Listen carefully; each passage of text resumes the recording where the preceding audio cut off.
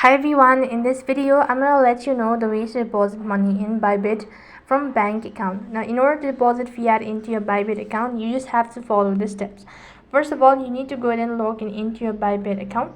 When you're logged into your Bybit account from the home page, what you have to do is you need to go ahead and deposit fiat into you have to go ahead and buy crypto.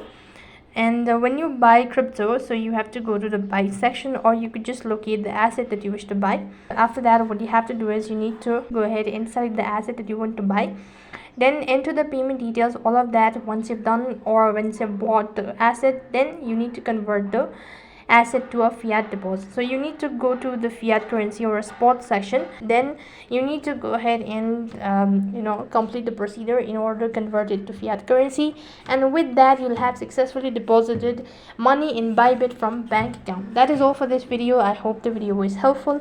Make sure to like, share and subscribe to our channel. Thank you for watching. See you in the next video.